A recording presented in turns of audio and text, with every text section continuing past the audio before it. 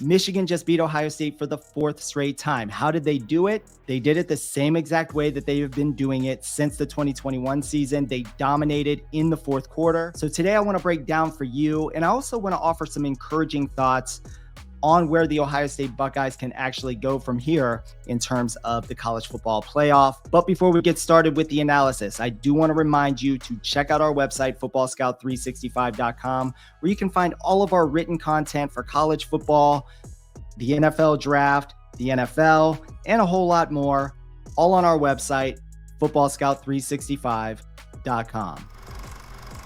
Okay, so this Ohio State-Michigan game, for the record, I did not predict this to be the outcome. I did have a little bit of an idea of how this game might go, especially if they were able to actually get this game, to a one-possession type of affair in the fourth quarter. Now, the odds of that being the case, very slim in my opinion. Now, the rumor coming out of Ann Arbor is that even the Michigan coaching staff, they didn't actually believe that they had a chance to win this game if they were not able to make it a one-possession kind of football game going into the fourth quarter.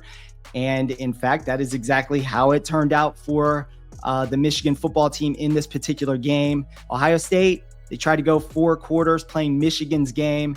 That absolutely backfired on Ohio State, obviously. So real quickly, though, I want to throw out some fourth quarter data from the last 4 years. This information tells the whole story, in my opinion, of how this rivalry has really turned itself over in favor of the Michigan Wolverines. If you want to access this actual data that I'm discussing now, it's a little bit more in depth. You can find an article on our website for free, footballscout365.com. I'll actually link the written version of this in the description for you to find. So in the last 4 games, Michigan has dominated the fourth quarter in the run game. They have averaged nearly 15 rush attempts to Ohio State's 4 total rush attempts on average in the fourth quarter since 2021.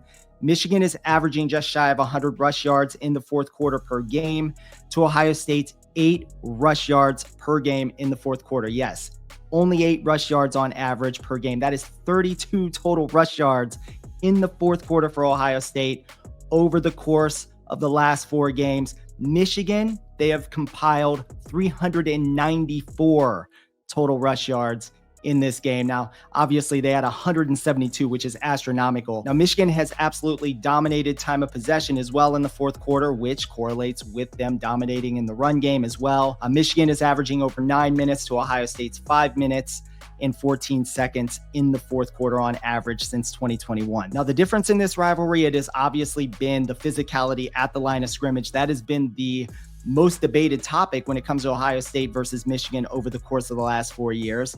Not only Michigan's dominance in the fourth quarter, but their dominance throughout the entirety of a football game. They've been able to control the line of scrimmage. They've been able to dominate in rush yards. Obviously, I think it's over the course of the last 22 or 23 years, the team that leads in total rush yards in this game wins the game. And that happened once again this past Saturday as Michigan led in total rush yards once again. And Michigan actually had the football for 13 and a half minutes in the fourth quarter in this last edition. So these are things to consider. Michigan's ability over the last 4 years to control the line of scrimmage, run the football throughout the entirety of the football game.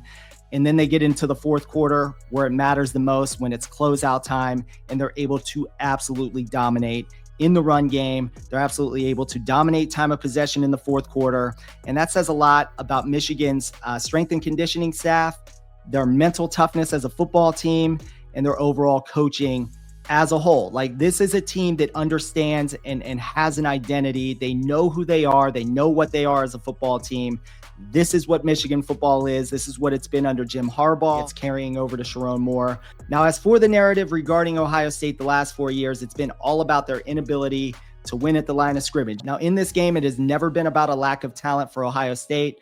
I already broke it down in full written form on our website, footballscout365.com, that Ohio State has been the more talented roster each of the last 4 years. And I go a little bit more in depth. I go back all the way to 2014, all the way up to this point. And really, you can kind of see when the rivalry starts to turn is when Michigan starts to put more players into the NFL. And you're starting to see where Michigan has improved their overall roster development through strength and conditioning and the overall mental aspect on this Michigan football team over the years. And that's really what has led to them winning 4 straight games against Ohio State. So overall, what do I think about Ohio State to this point? Where do they go from here? I don't think that they should fire Ryan Day. I don't think that they're going to fire Ryan Day at this point. What I'm actually hearing is that they do not want to pay for his buyout and waste those resources that can be better used in other areas like NIL. So unless Ohio State loses in the opening round of the college football playoff, I do not expect any movement outside of maybe Chip Kelly moving on for one reason or another. And then in my opinion, I do believe that Ohio State needs to take a good long look at its strength and conditioning program, as well as their internal analysts, to see if they're getting the most out of that aspect within their football program. But overall, I do still believe Ohio State is the best roster in college football. Their offensive line, it's obviously beat up. You know, they're going to have some time here to really get it organized. This team, though, overall, they have the talent to make a run in the playoff. Everybody already knows this. I do believe that they can still win the national championship. I think that this is a loss for them to kind of, you know, propel themselves forward if they use this in the right kind of way and put this loss to Michigan behind them and take that next step forward as, hey, maybe the rivalry isn't the only thing that matters, but we know at the end of the day, in the state of Ohio and even in the state of Michigan, that this rivalry means just about everything to everyone at this point in the year. So we'll kind of see how Ohio State can shake this off. As I already said, I do think that they have the ability to win the national championship. All right, that's going to do it for this analysis. Please let me know your thoughts. Do you believe Ohio State can turn this around? And should they keep Ryan Day if they do win or at least play in the national title game? I do want to say thank you for watching the video. Please like the video, subscribe to the channel, and stay tuned for more great content.